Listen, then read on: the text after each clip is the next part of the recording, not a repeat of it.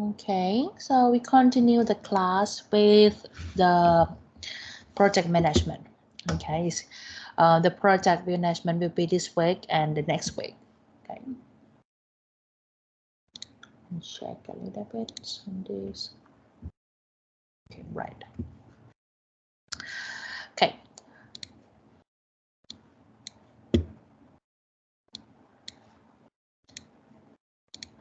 All right. Okay, project management. So we have around 9 topics to be covered in the project management, starting from introduction to project management, project selections, organizational structures with the same as the before midterms for that one. So we will skip that ones, defining the projects and estimating project time and cost. Okay, and develop project plan. We learn about the Gantt charts, how to draw the Gantt charts, and doing the scheduling, resource, and the cost constraint. And ending up with progress and performance measurements and evaluations, and the project closure. Okay, that's a topic to be covered in the project management. So let's start with introductions of the project management. Okay, the project. What is a project? It's the key when we defining the work, whether it's be a project or a non-project. We have some statement saying that all the mankind greatest accomplishment from a building the Great Pyramid to delivering cures for polio to putting a man on the moon are all began as a project. Okay, so actually a project is known to us since it has no definitions of the project. So the project is defined as a complex, non-routine, one-time effort, limited by time, budget, resources, and performance specifications designed to meet customer needs. So what I want to highlight here for the definition of projects is the word non-routine and one-time effort. Okay, so let's see the difference between the routine and the non-routine work. So this table shows you the difference between the routines,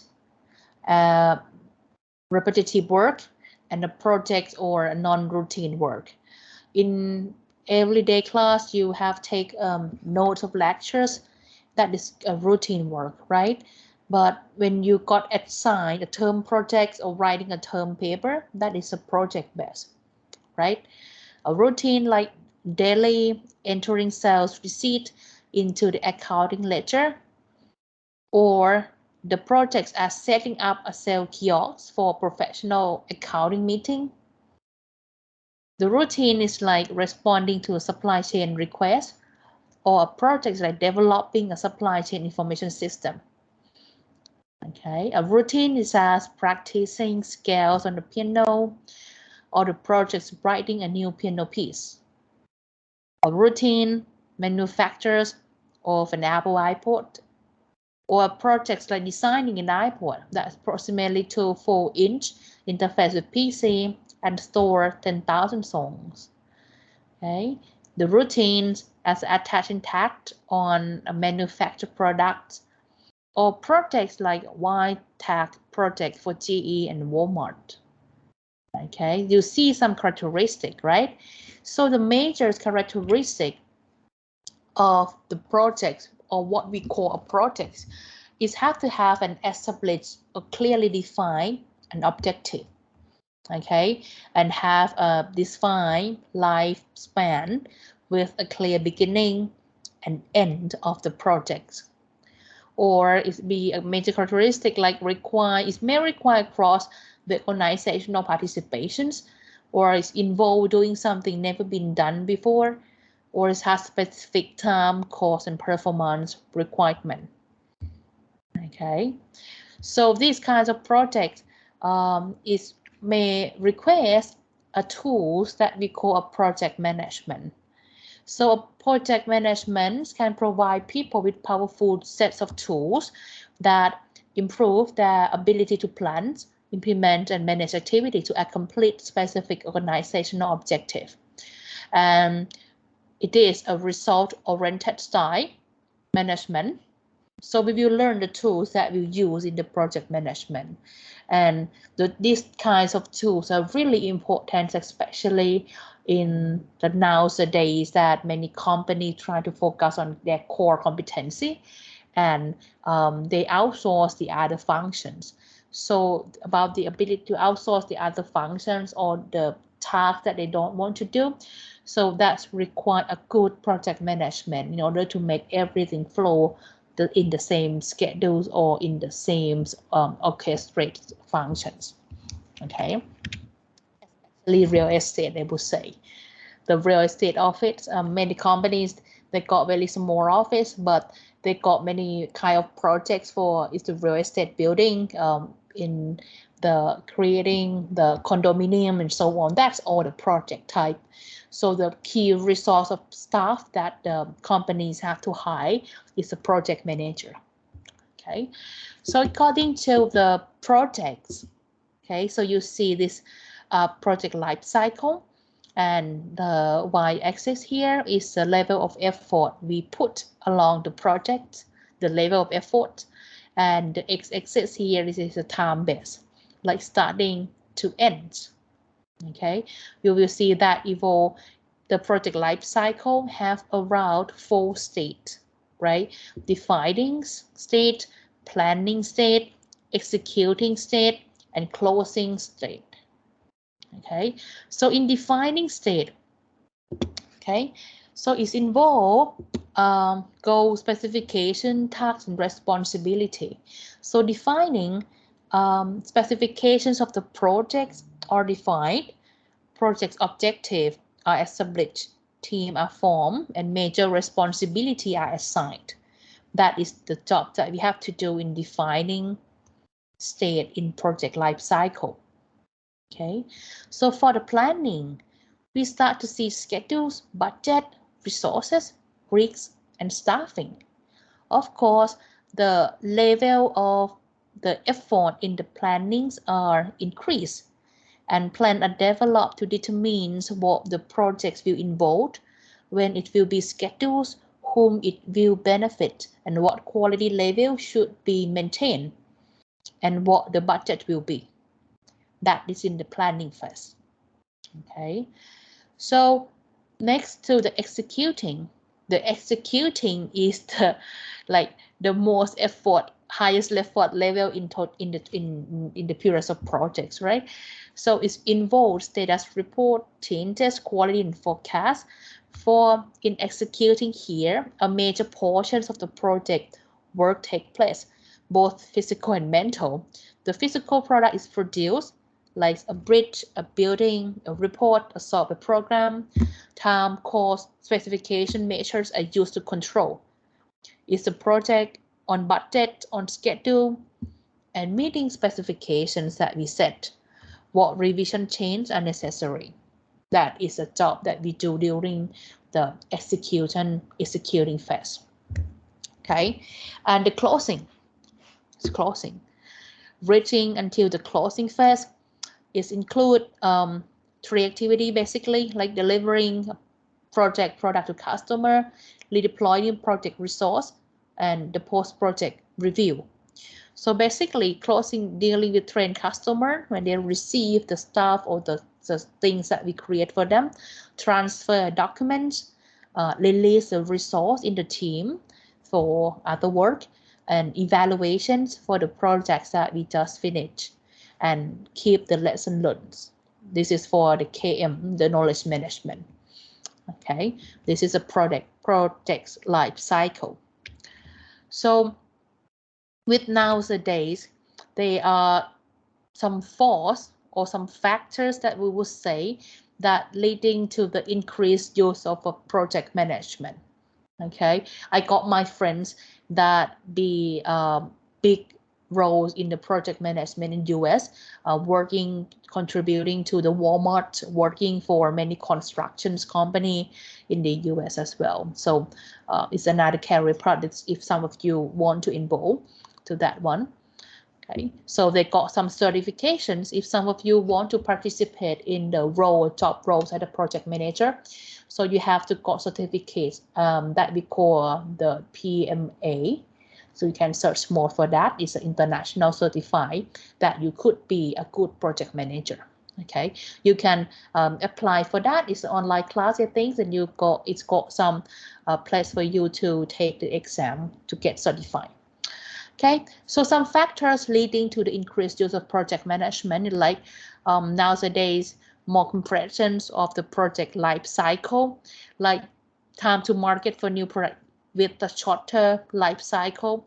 Like 30 years ago, the cycle of the product life cycle is take like 10 to 15 years, but nowadays is averaging for new technologies is only 1 to 3 years. So time to market for new product is very important to get the market share. And this one is lead to increasing the number of projects that happens to accelerate the time to market. Okay, and the second one is the knowledge explosions. And they got the growth in the knowledge has increased the complexity of the projects. So that is require a project management tools to help manage the project with the complexity. Okay, and 3 bottom lines, like business can no longer simply focus on maximizing the profit.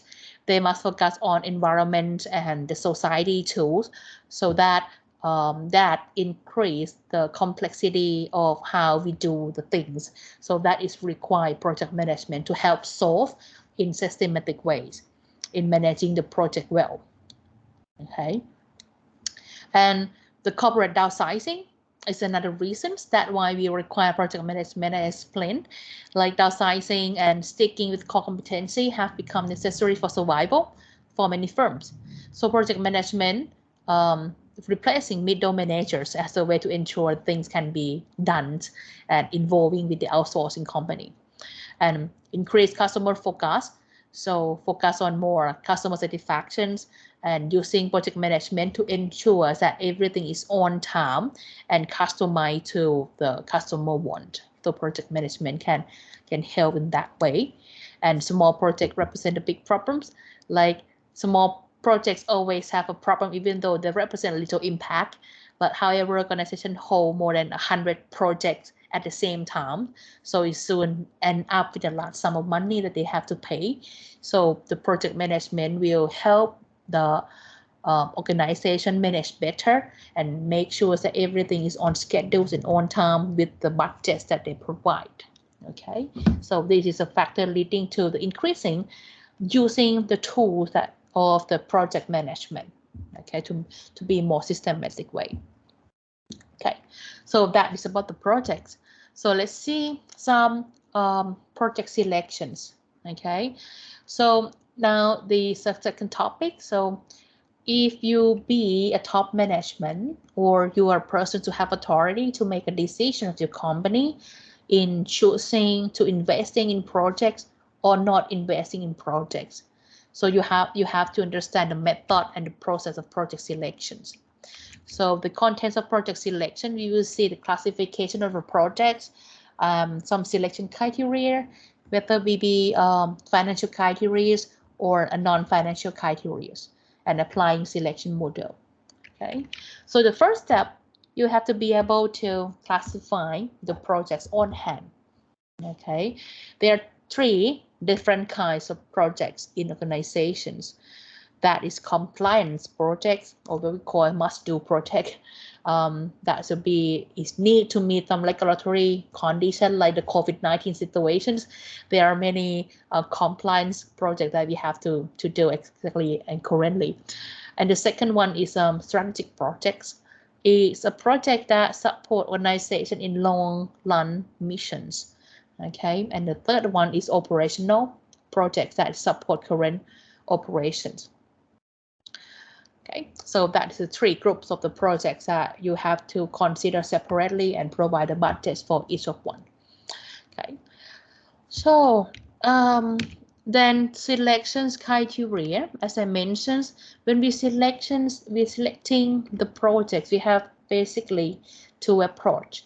The first one is financial approach that most managers prefer to use a financial approach to evaluate the projects, while there are some type of projects that we cannot use a financial model to evaluate, such as the projects that collaborate for the long-term strategies of organizations.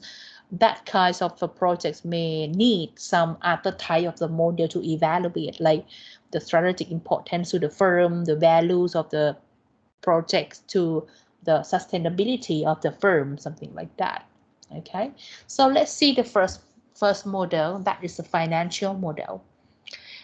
In financial model, they usually use in selecting the projects. We got the payback model and we got the net present values model.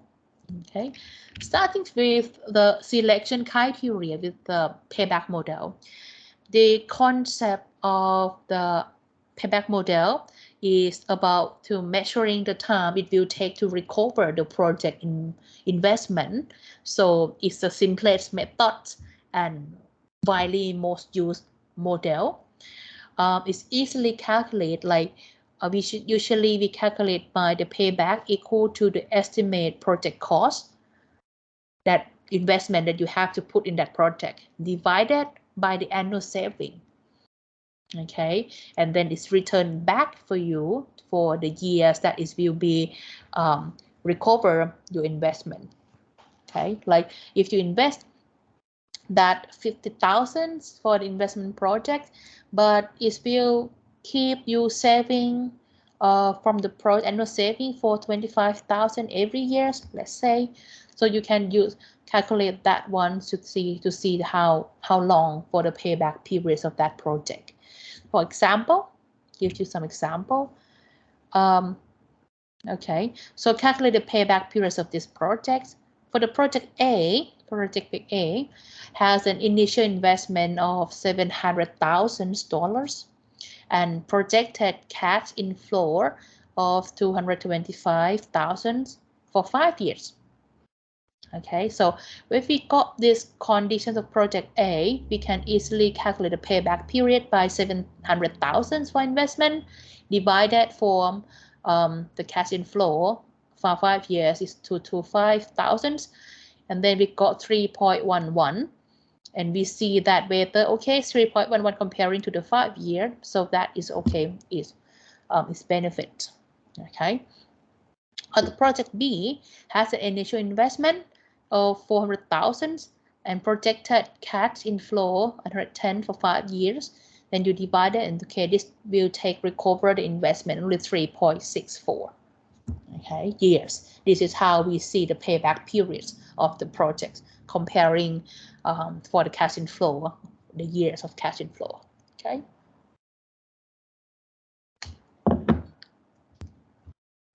Okay. All right. Then with this payback period, you will see that there are some limitations as well, because the payback model, they ignore the time value of money, right? And do not consider profitability. The payback model ignore the time value of money. It means that they think that $10 today equal to $10 10 years ago equal to $10 in the next 10 years. But in reality, the values of money change over time, right? If you buy some rice, the normal rice price, like 10 years ago, maybe you could buy a rice with like 40 baht per rice. But nowadays, currently, maybe one rice that you buy outside maybe like 50 to 60 baht, right? And of course, in the next 10 years, it will start to increasing in price.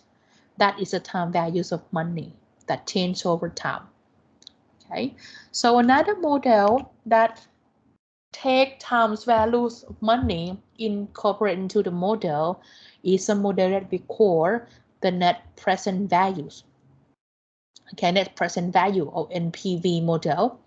This is very well-known model and used in many industry, and also used for calculate when you you want to investment in something. NPV help you calculate in terms of the benefit as well. If you want to buy the condos and rent out the condo to see how much you give you like the percent rate of return.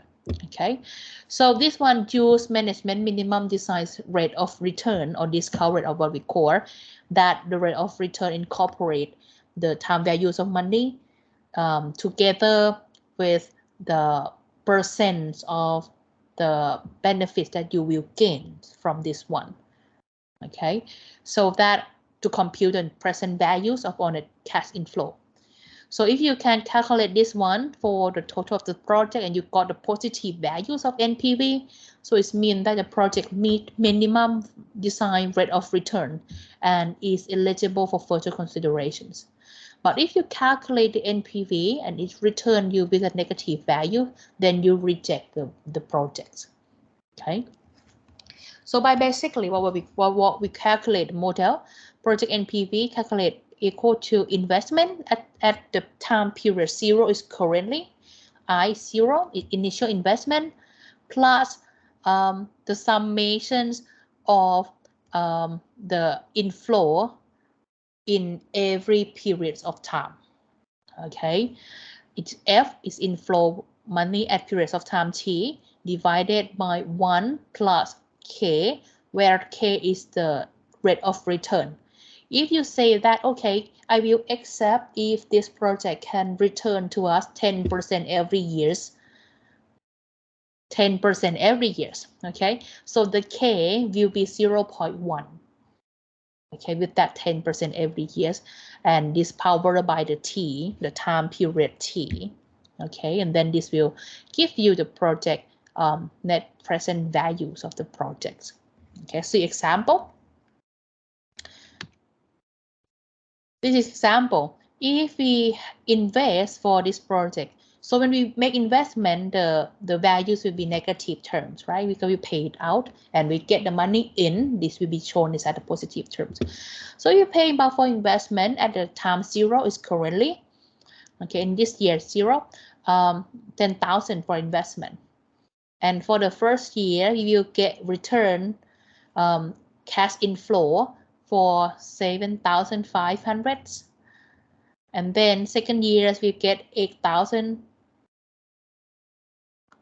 third years we got 9,000, fourth years we got 9,700, fifth years we got 10,000. We have to calculate to net present values with the discount rate, or discount rate is a percentage of like the profit that we got, like 10% discount rate, and then we accept for that.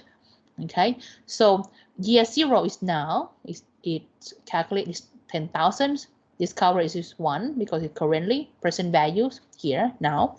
So we will shift 7,500 in the next year to today. So the discount rate will be 0.191. This one is coming from, let me write it. This one is coming from 1 over 1 plus 0.1. Okay, it means 1.1, right? This one time T is time 1. Okay, and then this is, you got 0.91.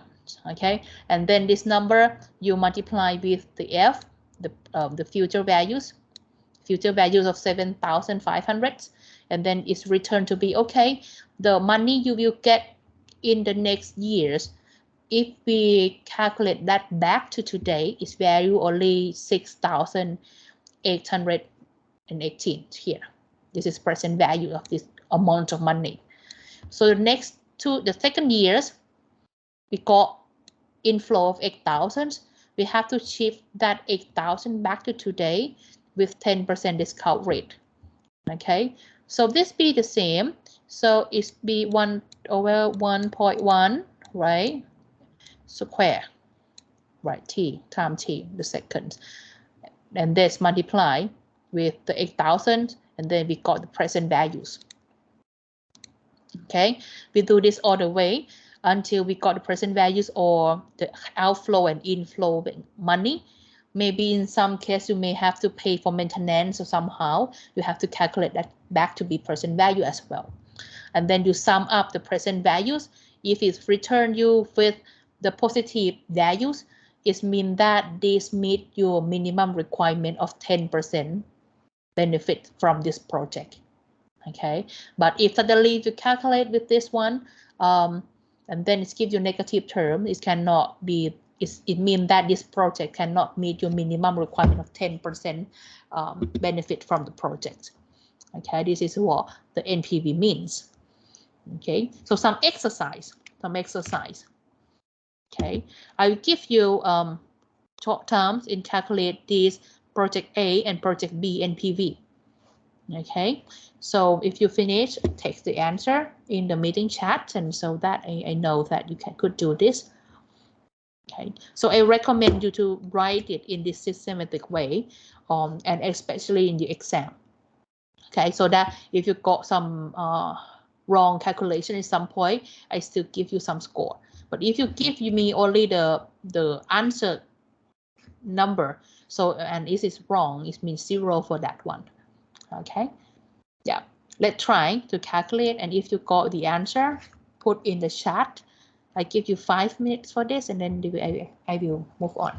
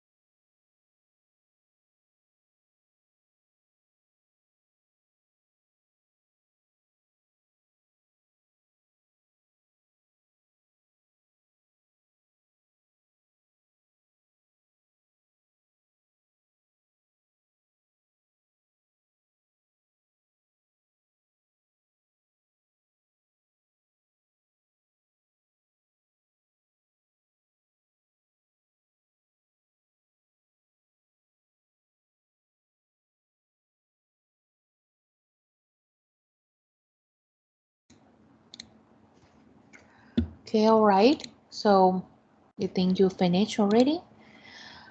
Okay, so the answer for each one is this one. So the first project A gives us a positive number, $54,235. And for the project B, we got a negative numbers.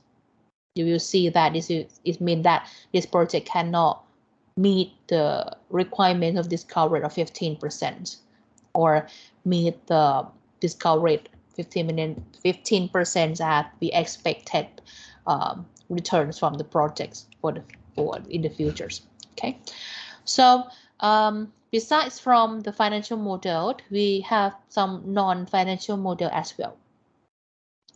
There are many times that financial return doesn't always reflect the strategic importance. The long-term survival is dependent upon developing and maintaining the core competency.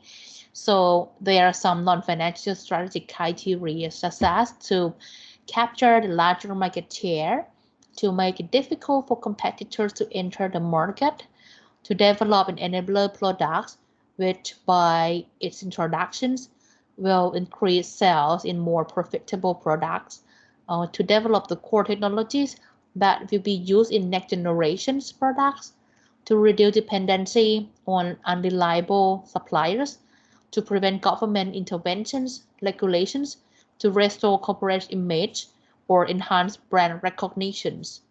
There are many times that even though they know that this project will not make them a benefit anymore, or it will be only a cost, but with a reason that to make an image of the corporate, they have to invest in that one. This is some reasons that usually happens in business. Okay, and to demonstrate its commitment to corporate citizenship and support for community developments. Okay, so they have some checklist model that use a list of questions to review a potential projects and to determine the acceptance or rejections. And if the project fail to answer the relative importance of a potential project, so it not allow for the comparisons and then remove that project out. So some sample selection questions that use in practice, like for strategic alignment, what specific strategy does a project align with, or driver, success metrics, sponsorship, bricks, okay, some benefit, values, and ROI, and some objective. Okay, so in non-financial model, one technique that often used after we list some questions like this, we use a multi-weighted score model. Okay, in helping us selecting the projects that not based on the financial model. So we use several weight qualitative and quantitative selection criteria like urgency, strategic fit, stay with the core competency. You give them some weight score and you give them the score rating for each project in all of the dimensions, and you multiply the weight score with that score and sum up to be weight total, and then you select the project based on the scoring obtained with the weight total score. Okay, so this is a multi-weighted scoring model that could be used for more strategic projects or for sustained sustainability of the company.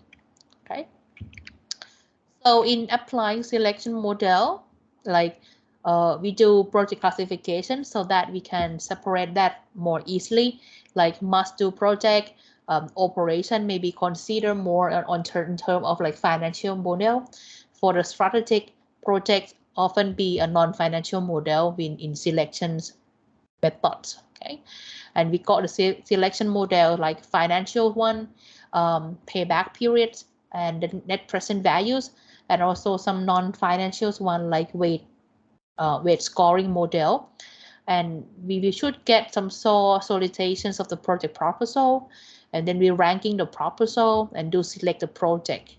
Okay, and then we assign responsibility for prioritizing. Okay, so in project screening process could be drawn as this diagram, like we got proposal project proposal idea, data collection and backup, need some strategic fit, ROI, payback, bricks, do self-evaluations by the criteria. If not passed, you abandon that. If it's passed, you pursue for the priority teams, evaluate the proposal to review portfolio for risk balance. And if it's still not got priority, you do the periodic reassessment for priority. And if it's not enough information, you return for more information. Or if it's not passed, you reject that project out. But if it accepts, you pass through to hold for resource for this project, and or assign the priority, assign resource, assign project manager, and keep evaluate the progress. It is project screening process. Okay, in the project management flow. Okay, and the next topic is the organization structures. So this topic actually the same as we already learned before the midterm exam. So I will skip this one and talk a little bit like a project management structure. A good system is the one that balances the need of both parent organizations and the projects. So we will think about more in terms of more like a metric-based organizations by defining that interface between projects and the parent organizations in terms of authority, in terms of allocation of the resource, like who can get the resource to do job and who respond to which tasks, interrogate of project outcome. Okay, some organization structures that we already learned, like a functional type, the project type, or the matrix structures, and some comparisons between those type, functional, the metric type, and the project type in terms of the project manager authority, resource availability, who control the project budget, a project manager's role, and project management admin staff. So this compare between this type. Okay. Okay, well, defining the projects. I think this one I will postpone for next time. Okay. Yeah, let me postpone this one for next class. Okay, so I think this is the end of today's class. Any questions so far?